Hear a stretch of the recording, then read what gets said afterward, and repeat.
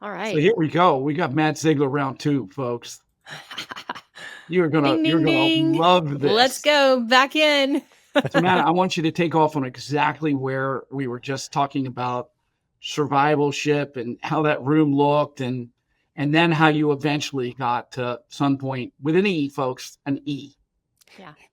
We fancy like that. Yeah. So I think the last thing I heard you say was there was 100 people in the room. Let's call it 100 at Merrill Lynch. And through a process of training and I would imagine tests and different situations where they would find out what your medal is. It was whittled down to 6. And I guess since you know that, you were one of the 6.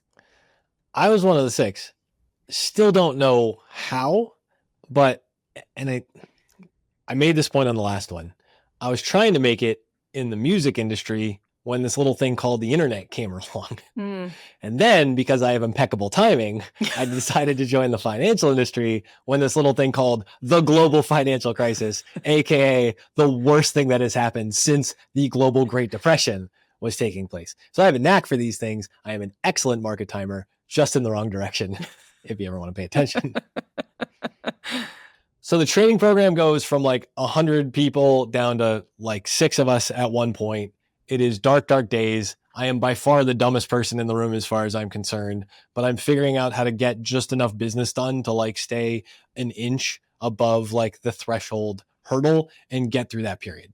And a very important thing, and I know Mark in particular, this will resonate with you, that happened is I had just spent the last like year or two ADHD focused on learning all this stuff about the finance industry. And then all of a sudden, everybody's wrong. Everything changed. Yeah. Everybody's wrong. All those big, smart, super great people or whatever else. You know, the only person who right was the lady in mortgage loan origination who told me, you don't want this job right now. But everybody else was wrong. Everybody John else was Paulson got it right, but it's the only time he's ever gotten it right.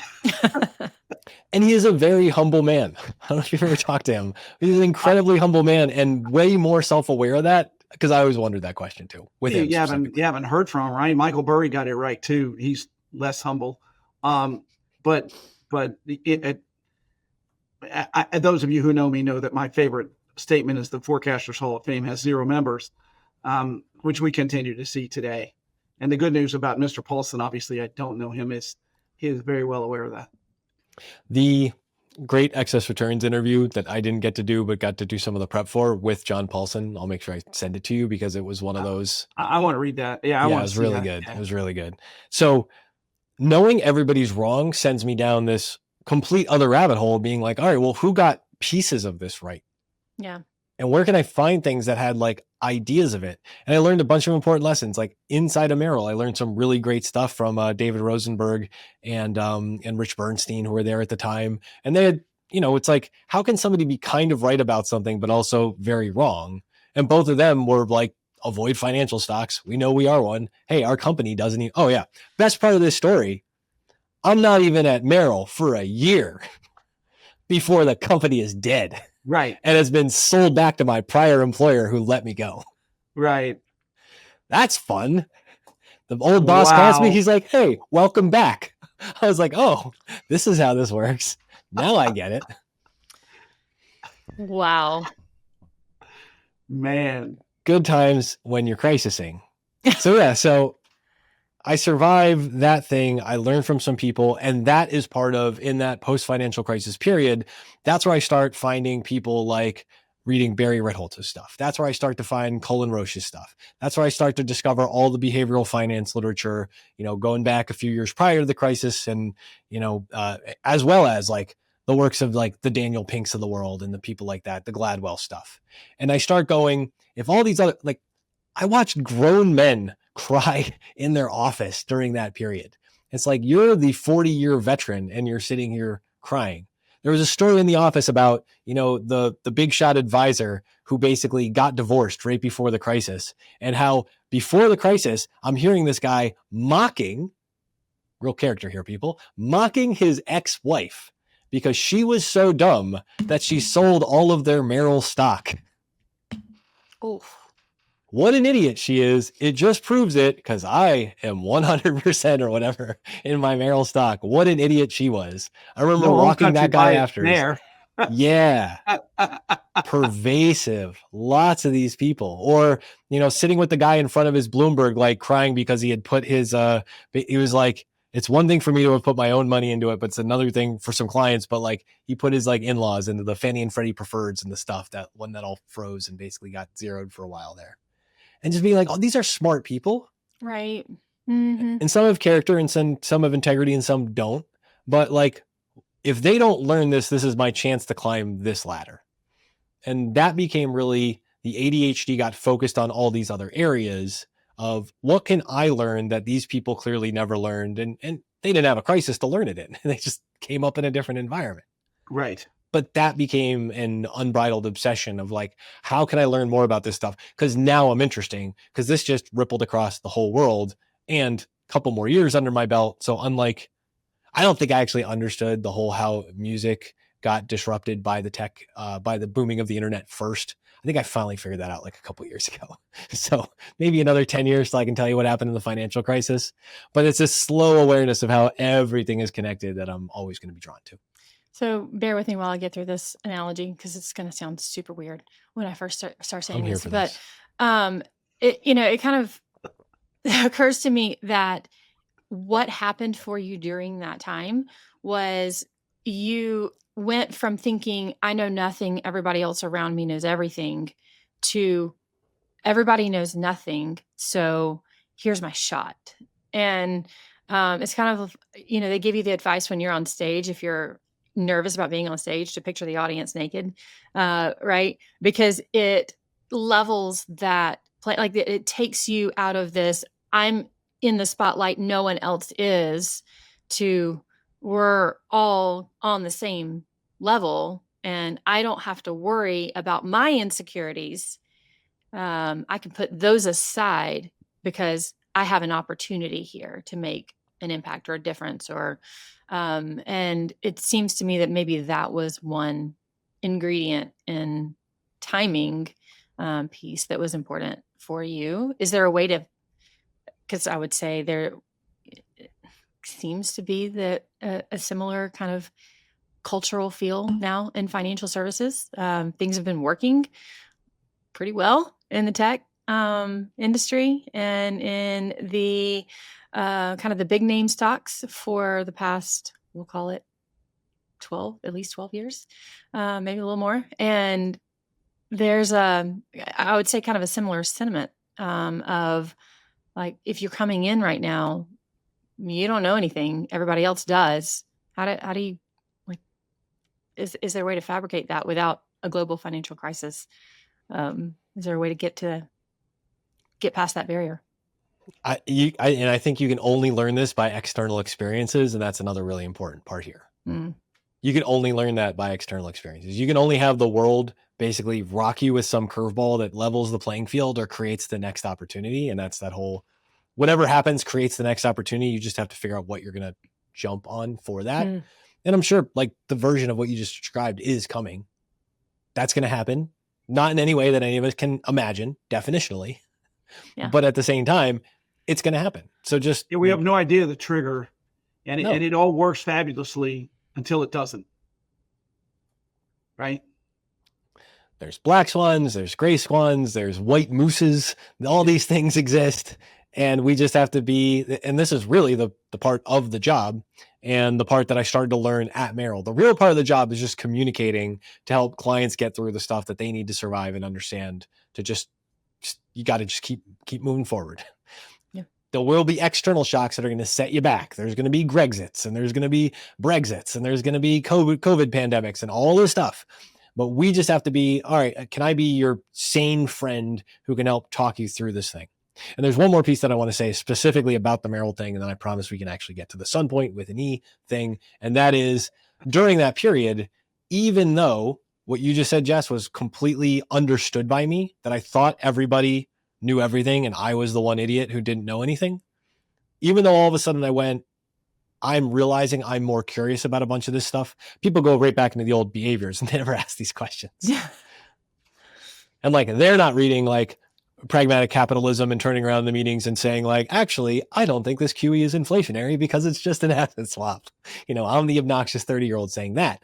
But what I didn't realize too is even though I'm undergoing this change, the institution that I'm in is not undergoing that change. Like we're at odds with each other. There is still a ladder and a track and a way to progress inside of this thing. And I was still I still thought a mentor was somebody who like picked you and helped you up on this thing. It goes right back to what you said, Mark, before, where it's this idea of, others pushing you, and Jesse, you echoed it too. Like your curiosity has to pull you.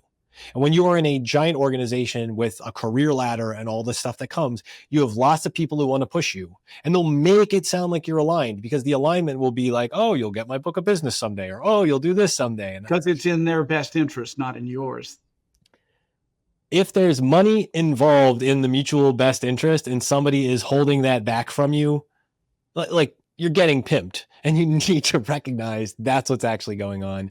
It took me a long time before I realized the problem was with me trying to climb that ladder, and that wasn't something I actually wanted to do. And then you figured it out. And then I figured it out and decided to try to blow my life up yet again, which luckily was at least right after the pandemic as opposed to right before it. So you actually screwed up the timing of that according to your past skill set. I did. But 2 out of 3. Come on. So the trend is in your favor. The trend's in my favor. To some point. So while I am still at Merrill and realizing I'm at odds with this thing, and there's all the details and all the stuff that goes on inside of trying to make this transition, I start to realize I'm going to be turning 40 in the next couple of years. And if I turn 40 at this company, then I'm going to turn 50 at this company. If I turn 50 at this company, then I am going to hate myself. And that's not to say that there's not lots of great people inside of that organization who do not hate themselves. But what I saw happening was all of a sudden I had deferred compensation that meant something. And when I would talk to my 50-year-old advisor friends or my 60-year-old advisor friends or whatever else, and I heard the numbers they were dealing with, like I had a multi-6-figure number. And I was like, if I'm turning 40 with this number, what does this look like at 50? And am I ever going to be able to leave if that number keeps getting better? And I had people around me who, depended on stuff and whatever else. And I finally just started to say, if I know I can't turn 50 here, then I know I can't turn 40 here. And if I can't turn 40 here, what's the alternative? So I'm sitting there, I'm studying for some stuff. I thought for a while, I was like, the investment stuff was a big part of the resource that I kept getting pulled into. Like I helped a bunch of people completely. There was a big push to get into compliance for people who were managing their portfolios, especially as they migrated from brokerage to advisory business. I became one of the people who could take all the, to be candid, like kind of like bat crazy broker ideas and go, hey, you want to make that work with compliance in what you're doing? Like I can do it because I can hear your story and I can tell the compliance story that they want to hear. And I can pull this into all this like neat little package, and I'll help you write all the things that you need to write up for this. And hey, pretty good. So I helped a couple of people do that. I figured maybe I should get my CFA. Should not get my CFA. Back to the whole thing. Getting to like calculating swaps curves and stuff like that. And I'm a part-time teller all over again. That drawer did not balance, but I tried. So I'm trying to do that. And I'm like, the only thing I really like here is this behavioral finance stuff. And I'm sitting there looking at this thing thinking, I'm just going to quit this whole pursuit and whatever else. And I got called for this headhunter, and they're like, there's a new family office. We're looking for people to join. And I tell the headhunter, you are crazy, because why would you think I do anything with family offices? Like, where are you getting your information? What is wrong with you? What is your damage, headhunter, that you're calling me pitching this thing? I was nicer than that. But I was like, who told you to do this? Like, how are you so Who desperate? set you up for this? Who set you up for this? Because you need to talk to them that they set you up for this thing. He's like, well, it's the same people who wrote the test questions for the 66. Worse. No, it's only worse because this is just a really funny other blind twist of fate. He goes, well, it's his brand new family office that just started, and they're trying to expand in a couple of different directions. They are looking for somebody with investment expertise in the analysis stuff And I forget, there was a causal way they got the name. But I go, who's the name of the firm? And the headhunters are usually not supposed to disclose the name of the firm or the person. And he goes, well, it's this guy, Michael Pompian. And I look down and I'm like, I know that name. I know that name. So I look down at like, I pull out the CFA book and I'm like, where do I know this name from? And I go, oh, this is the guy who wrote all the behavioral finance material in this book. And oh yeah, I have one of his books on my shelf. I'm like, Cool. oh, I want to meet this guy. So I'm like, all right. So now I'm telling the headhunter, actually, I am interested in this job. Can you set up the call? And so I get on the phone with Michael and I say, and Michael goes, I just started this company. It's called Sunpoint. And I'm like, well, I'm not the guy for you, but I wanted to meet you because I really appreciate some of the work that you did in behavioral finance. And I'm not the droid you're looking for, but I did want to get to know you. And that started a friendship. And so for the next several years, if I had something in like an ultra high net worth situation or with like a giant pension or endowment or understanding some alternative asset and its reporting, I'd call him. And anytime he had any like private client or like mass affluent, or we just took over this pension and there's 40 participants, how do you do that wellness program again? How do you run that stuff? He'd come to me for that. And after a few years of conversations, now I'm thinking about where to go. And he's one of the people of several that I call that I say, I think I'm actually going to leave Merrill. I'm thinking about starting my own RIA or joining somebody small. And he says, why don't you come work for me and build a division so that we can start connecting the family office business to the private client business? And that's how I ended up at Sunpoint. So folks, there is no straight path. None. I think that is a connecting line with everyone that we've spoken to. And we are episode 25, I guess, right? Yeah. Because we're splitting Matt's into two. Not only is there not a straight path, but you only understand the lows and the highs, the peaks of the highs and the bottoms of the lows in retrospect. You That's a fact. feel in the moment like this is as low as it gets. I can't go any lower. And you feel in the moment like this is as good as it gets. It can't get any better. And you really can't truthfully identify those moments without retrospection. And the tough thing about this journey, because of that, because it is so jagged, because you have so many highs and lows, and because nobody's path looks the same, is it's really difficult to look at somebody else in the industry and say, am I doing okay? And when you can't do that, it feels alarming. Well, you can only compare the numbers, right? Which is no indication of whether you're doing okay or not. Right. It just says you've got a good or a bad P&L. Yeah. Right. And in this business too, you can turn your P&L around pretty quickly. Yeah. It's hard to blow one up when you've built a good, strong one, but you can turn around one that's not working pretty quickly, like in a year. So now we know how you got here. Where does all your creativity and culture's creative come from? And tell us that story. So the extreme ADHD circa like 2012. And I don't remember when was the first iPhone, like 2006, 8, something like that, somewhere in there. Seems like we're 20 years in. Or 20-ish years in. That feels about right. So the first, I don't get the first iPhone. I get, multiple in, but sometime around 2012, I know I have an iPhone because that's when I discover the Notes app on my phone. And I probably discovered it because I would go to CVS and forget 6 of the 12 things that I was supposed to pick up and feel like an idiot because ADHD would take over. And I'd be like, this as seen on TV aisle is wild. Like, what is going on with some of these products? And then, you don't get, paper towels or something. So I realize at this point that I've been consuming so much stuff and I'm reading all these people and I have all these thoughts. And I realize, if you can relate to this, that I can't have a complete thought. 30 years old. I don't know how to complete a thought. I don't know how to articulate something when I'm trying to say it to somebody else. I have all these raging ideas in my head and I can't land that plane. It was June of 2007, by the way, talking about ADHD and chasing down rabbit holes. Good. Thank you for doing that. We're 17 years and some change in. I remember because it was like the tail end of my music journeys, and I'm playing in this bar, and I remember the bouncer had the first iPhone, and that's the only reason I know it was like 2006 or 7. And we're all like huddled around the bouncer's iPhone talking to this mountain of a man with this little tiny screen in his hands and his thumbs. And we're like, what's it like to type on glass? Like, what's this? And he was just kind of like, it's a phone. Like, it's still just a phone. Right. Yeah. So I realize I can't have a complete thought. I start making notes in my phone. So it's like I listen to a podcast or I'm reading a book, and now I'm going to put a note in my phone about it. And that activity starts to just being like catalog stuff that triggers my interest and try to actually say something about it. And then sometime around like 2014, I start to go like, all right, how do I like transition this into maybe something a little more? And I start actually writing something internal that I'm just sharing with my direct team and other people that I work with inside of Merrill.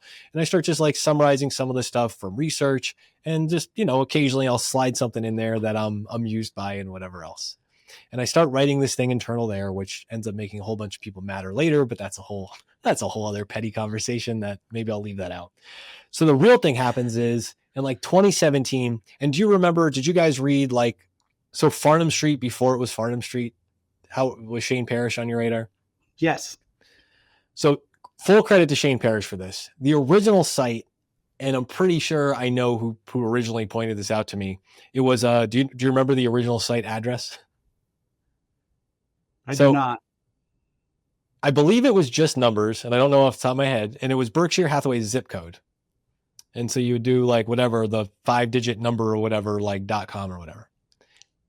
And he made it to be intentionally unfindable. And I thought, what a cool idea to like have a public thing, but that's intentionally unfindable. Because, when he was working his security jobs and whatever else at the time, I'm like, compliance can't track this back to you. Even if they could, it doesn't matter. It's like, what a great idea. So in 2017, I decide, instead of just writing the note on my phone to myself, I'm going to set up a website, and I'm going to start taking the notes and force myself to have a complete thought once a day, and I'll put it on the internet. And that was a cadence that worked for me, because I knew like over the course of a week, I might have 30 stuff, but if I could winnow it down to like 7, then all of a sudden, if I could have 7 complete thoughts in a single week, like that was a wild realization. And that's when that habit started. And I started sharing things in a completely unfindable, non-compliance, trackable way on just the little pieces of what I was listening to, paying attention to, or thought was fascinating on the blog in 2017.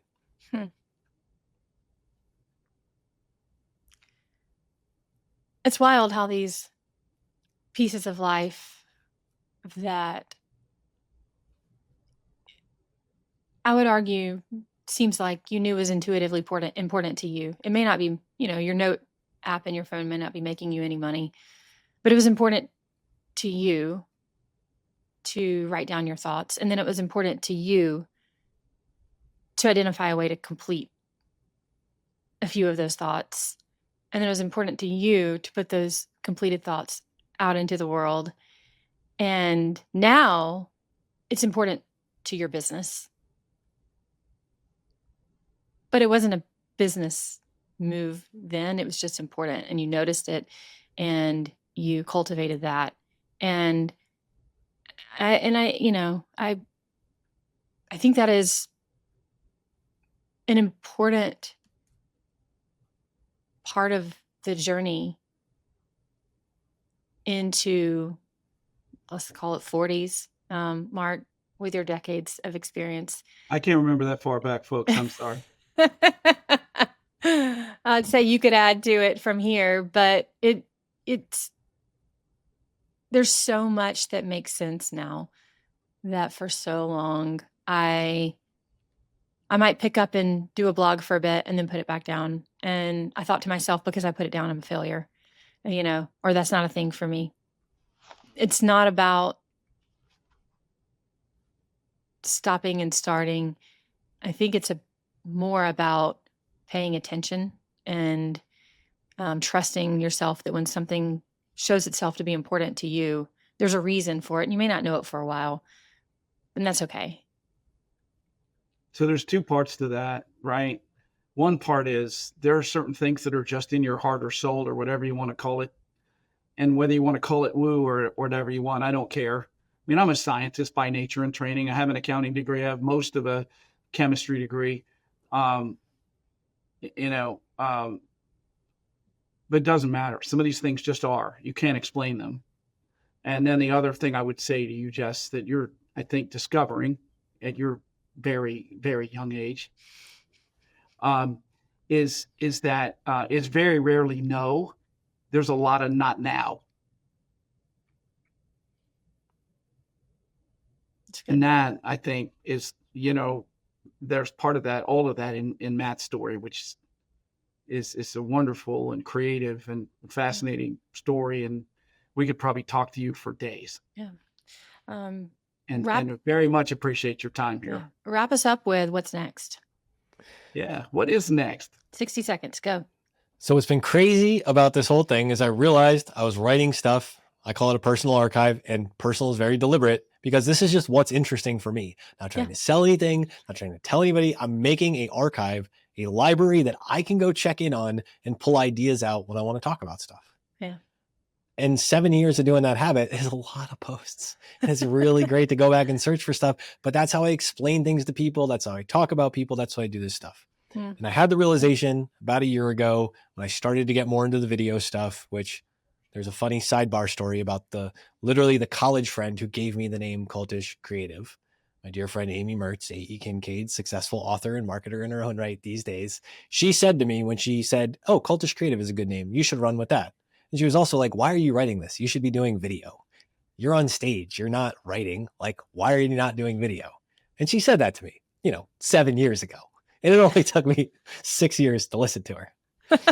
So I realized that doing video was a smart thing and a good thing for me because I'm comfortable with doing it. And I also realized that this non-marketable personal archive I'm building was just me showing pattern matching. Goes right back to what we started with. Yeah. Just making connections between things and putting it down. Yep. And if I'm going to do that with people, then that can be when I do stuff like this. And so when a person you might have heard of named Jess Bost reaches out and says, "Wouldn't it be cool if we recorded this conversation between me, Tom Morgan, and you, Matt? Like, wouldn't that be fun?" And I'm like, that's a perfect way to connect and network ideas to a network of my people. "Jess, will you let me host this?" And she said, yes. And we hosted this conversation. And at the end we said, "Hey, that was fun." And I was like, "Man, I think I'm going to do more of this. What should I call it?" And Jess was like, "You should call it Just Press Record." I was like, it's Amy Mertz all over again. Like, it's a whole other thing. So I had no idea that. I didn't know that. That's where the name came from. She should have trademarked it. There's all this money in IP that she missed out on. It's the great financial crisis of just no. It's probably it's a perfectly generic name, but it still describes what I wanted to do. And what I'm trying to do now is between my professional work at Sunpoint and everything I do there, a big part, and I know you know this, Mark, intimately, your work with clients. It's all about the network of ideas and people you have around you. Mm-hmm. It's true. So what I'm trying to do now is just show people how to do that. And with the Epsilon Theory stuff that I do, with the excess returns, the other podcast channels and places where I share things, those are more narrow finance focused.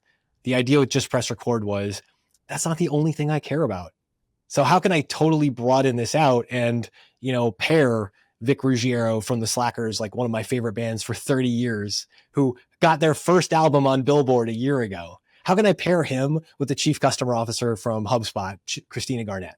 And how can I have them talk about how they think about marketing from two totally different spheres? Because I would listen to that podcast, but now I'll have that podcast. Now I'll pick the guests I want to hear in the conversation who would otherwise never talk to each other. They'll say, just come do this thing with me. And I browbeat them into submission until they join. And then I'm like creating my own another podcast another skill, right? Yeah, browbeating people into submission. Browbeating into submission. I love it. Have you met my wife? I think we might have married the same woman. I'm sure she's lovely. I know she is. That it's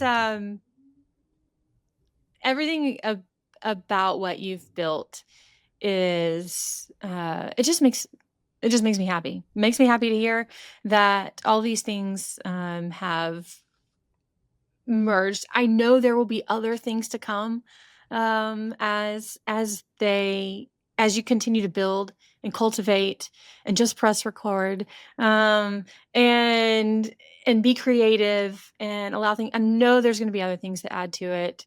Mark, let's bookmark this and come back in 10 years and ask the same questions again and see where we are then. How about that? In 10 years, that's all I'll be capable of doing because my brain won't work anymore. All I'll be able to do is repeat, occasionally pull out memories. You can But just, in any case, you can Matt, just add random then- song lyrics and book. There you go. book Well, quotes. you know, in the spirit of the Black Keys, right now you're probably singing to yourself, "Gotta Get Away." But that this has been a marvelous conversation, Matt. I was glad you were willing to join us and get together. I mean, I've gotten to know you kind of digitally, but this is the first conversation we've had, and I would repeat it anytime. Yeah. And on my travels through the Northeast, I'm going to stop in and see you and Dennis one day. Swing by and see us. Really only We'll about show you a 2.5 good hours. time. Yeah, You're only about Pennsylvania 2.5 awaits. And It's if you beautiful happen this to come time of year. south, and if you happen to come south, you need to ping me because I'm just off of 95, about 150 miles from you. There you go. It's been a pleasure, you too. Thank you. Yeah, very much so. Thanks.